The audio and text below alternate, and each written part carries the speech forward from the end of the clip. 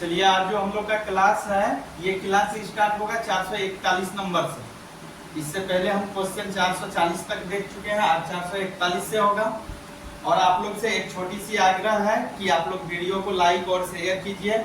अगर आप YouTube पे देख रहे हैं तो चैनल को सब्सक्राइब जरूर कीजिए। चलिए देखिए, कहता है जिस ताप पर कोई ठोस द्रव में बदलता, कह रहा जिस ताप पर या जिस ताप क्रम पर कोई ठोस पदार्थ है वह ठोस पदार्थ द्रव में बदलता है तो उस ताप को ठोस का क्या बोलेंगे?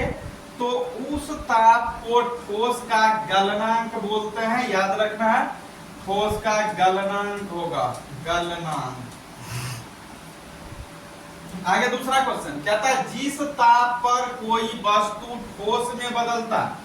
अब क्या रहा है, जिस ताप पर कोई वस्तु ठोस में बदल जाता है या ठोस में बदलता है उस ताप को द्रव का क्या बोलेंगे या द्रव का क्या कहेंगे? तो उस ताप क्रम को या उस ताप को द्रव का हिमांक कहा जाता है। याद रखना, हिमांक। चलिए आगे देखिए, आगे है गलनांक एवं हिमांक होते हैं।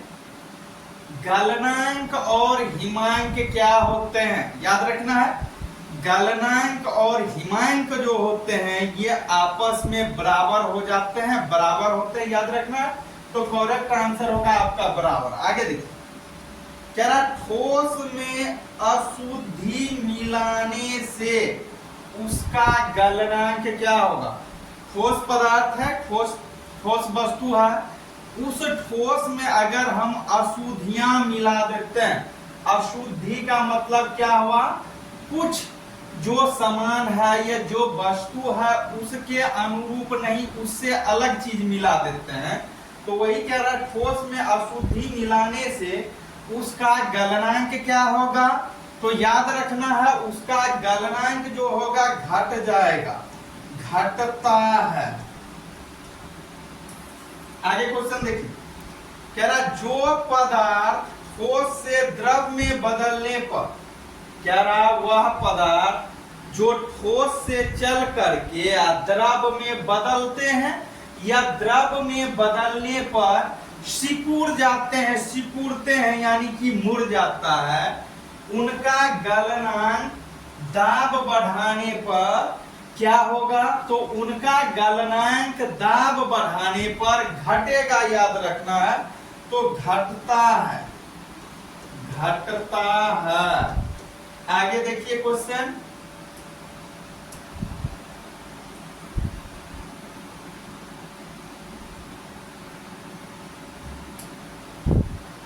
आगे क्वेश्चन दिया हुआ है जो पदार्थ ठोस से द्रव में बदलने पर, कह रहा है जो पदार्थ ठोस से द्रव में बदलने पर फैलते हैं, मतलब कोई पदार्थ है वह ठोस से अगर द्रव में बदलता है तो वह फैलता है, तो उनका गलनांक दाब बढ़ाने पर क्या होगा? या तो घटता है या तो बढ़ता है। तो आपको याद रखना है कि बढ़ता है, इसका करेक्ट आंसर होगा बढ़ता है। चलिए आगे देखिए, क्या था जिस ताप पर, कह रहा जिस ताप पर कोई द्रव, यानी जिस ताप पर कोई द्रव या वह ताप जिस ताप पर कोई द्रव वाष्प में बदलता है उस ताप को उस द्रव का क्या कहेंगे या क्या कहते हैं? तो याद रखना है, क्वथनांक बोलते हैं, क्वथनांक। चलिए आगे थोड़ा सा,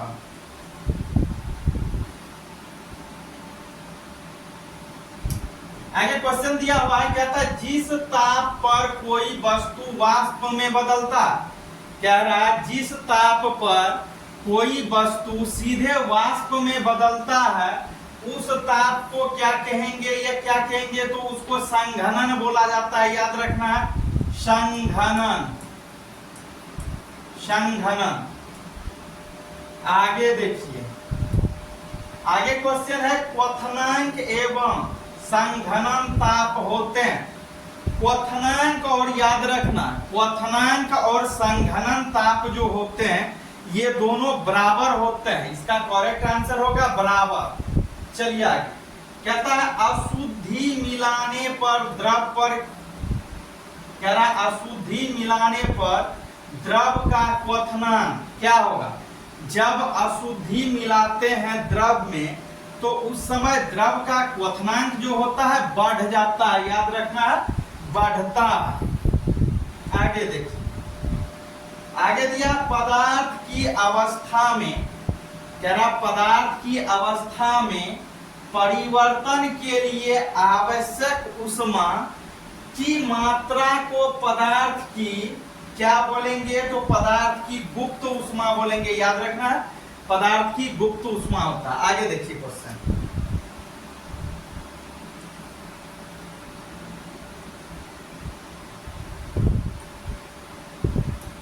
आगे क्वेश्चन है कह रहा गुप्त ऊष्मा का एसआई मात्रक होता है। गुप्त ऊष्मा का जो एसआई मात्रक होता है वह होता है जूल प्रति किलोग्राम। आगे देखिए कहता है उबलते जल की अपेक्षा, कह रहा जो जल उबलते होता है खौलते होता है उनके अपेक्षा भाप की गुप्त ऊष्मा क्या होगी, तो भाप की गुप्त ऊष्मा उनके अपेक्षा अधिक हो जाएगी, बढ़ जाएगी। आगे देखिए कहता है रेफ्रिजरेटर में ठंडक उत्पन्न करने के लिए उसमें क्या भरा रहता है, तो रेफ्रिजरेटर के सामने अगर हम खड़े होते हैं तो हमको ठंडक महसूस होता है। ठंडक महसूस होने का कारण क्या है कि इसमें क्या भरा रहता है, तो याद रखना है फ्रीऑन भरा होता है, फ्रीऑन भरा होता है। चलिए आगे देखिए कहता आपेक्षिक आर्द्रता किस यंत्र से मापी जाती है। आपेक्षिक आर्द्रता को मापने वाले यंत्र जो होते हैं वह है हाईग्रोमीटर। याद रखना हाईग्रोमीटर। आगे देखिए, आगे क्वेश्चन है आपेक्षिक आर्द्रता को किसमें व्यक्त किया जाता है। आपेक्षिक आर्द्रता को हम लोग जो व्यक्त करते हैं तो इसको प्रतिशत में व्यक्त करते हैं। याद रखना है आपेक्षिक आर्द्रता को किसमें व्यक्त करते हैं, प्रतिशत में। चलिए आगे कह रहा ताप बढ़ाने पर आपेक्षिक आर्द्रता पर क्या प्रभाव पड़ता है। अगर हम ताप बढ़ा देते हैं तो ताप बढ़ाने से आपेक्षिक आर्द्रता जो है उसके ऊपर क्या प्रभाव पड़ता है, तो ये बढ़ जाती है।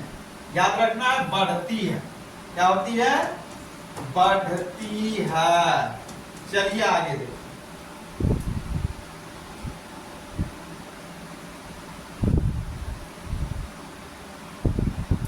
आगे क्वेश्चन है कह रहा सामान्य मनुष्य के लिए, कह रहा सामान्य मनुष्य के लिए या सामान्यतः मनुष्य के लिए भी बोल सकते हैं, उसके कार्य स्थल पर आपेक्षिक आर्द्रता कितनी होनी चाहिए जिससे उसे आरामदायक महसूस हो, तो 60% से लेकर के 65% के बीच होनी चाहिए।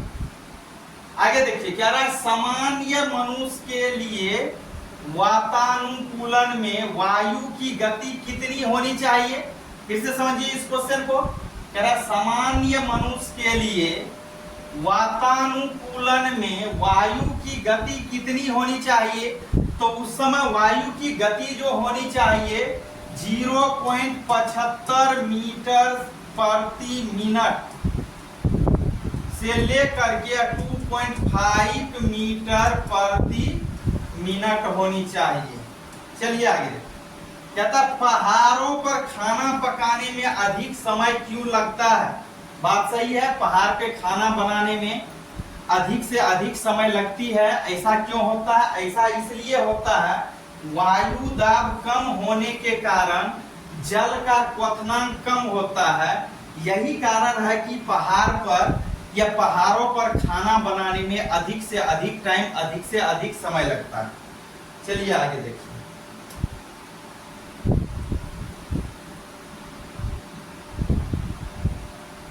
आगे क्वेश्चन दिया हुआ प्रेशर कुकर में खाना जल्दी बनता है क्यों? बात सही है कि प्रेशर कुकर में हम लोग हंडी या पतीला के तुलना में बहुत जल्द प्रेशर कुकर में खाना बना लेते हैं। ऐसा क्यों होता है? ऐसा इसलिए होता है कि दाब बढ़ाने पर क्वथनांक बढ़ता है। जब दाब बढ़ाते हैं तो क्वथनांक भी बढ़ता है और साथ ही साथ क्या होता है, जल की गुप्त ऊष्मा भी बढ़ जाती है। यही कारण है कि प्रेशर कुकर में बहुत जल्द खाना पक के तैयार हो जाती है, बन के। आगे देखिए कहता हिम मिश्रण क्या? हिम मिश्रण क्या? हिम मिश्रण जो होता है वह होता है बर्फ को गलने से बचाने के लिए उसे नमक और सोडा को मिलाते हैं। आगे दिया हुआ ऊष्मा संरक्षण का सिद्धांत क्या? तो ऊष्मा संरक्षण का सिद्धांत जो है वह यह है कि यांत्रिक ऊर्जा को ऊष्मा में परिणत करने पर क्या मिलता है, किया जाता है, कार्य उससे उत्पन्न ऊष्मा के बराबर होता है। अर्थात इसको बोल सकते हैं Q = U + W। आगे देखिए, ऐसे ये क्वेश्चन नहीं पूछा गया है।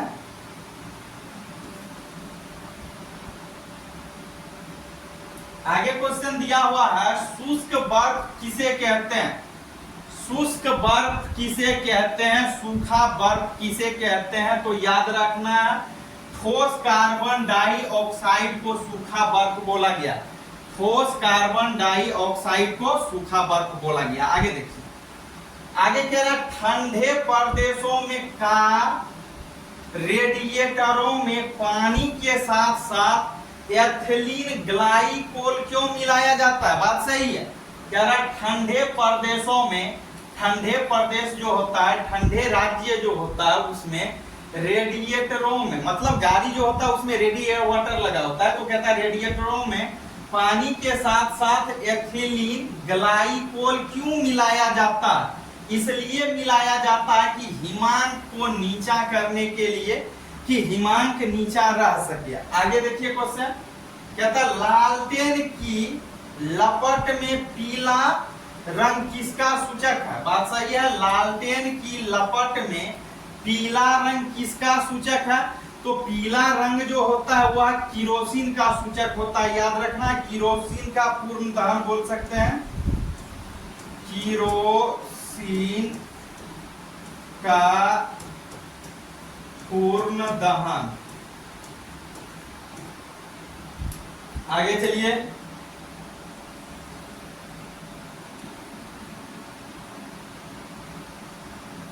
आगे क्वेश्चन दिया हुआ है गैस वेल्डिंग में कौन सा गैस प्रयुक्त होता है? बात सही है। गैस वेल्डिंग जो हम लोग करते हैं उसमें कौन सी गैस प्रयुक्त होती है? याद रखना ऑक्सीजन एवं एसोटिलीन। याद रखना है एसोटिलीन, ऑक्सीजन और एसोटिलीन। आगे देखिए कहता जलती हुई मोमबत्ती की लौ के ऊर्ध्वाधर सीधी होने का क्या कारण है? तो जलती हुई मोमबत्ती की लौ के ऊर्ध्वाधर सीधी होने का यह कारण है कि वायु को गर्म होकर ऊपर उठना या वायु का गर्म होकर ऊपर उठना। आगे देखिए, आगे दिया हुआ वायुमंडल में हमारे ऊपर बादलों का तैरना होता है। कह रहा वायुमंडल में हमारे ऊपर बादलों का तैरना, यह तैरने का क्या कारण है? तो हमारे ऊपर बादल जो तैरता है किसमें? वायुमंडल में। उसका कारण क्या है? इसका यही कारण है कि बादलों का कम घनत्व एवं वायु की श्यानता के कारण ऐसा होता है। तो चलिए इससे आगे अगले क्लास में आप लोग से छोटी सी अपील है कि वीडियो को लाइक और शेयर जरूर कीजिए। चलिए कल 470 से देखेंगे।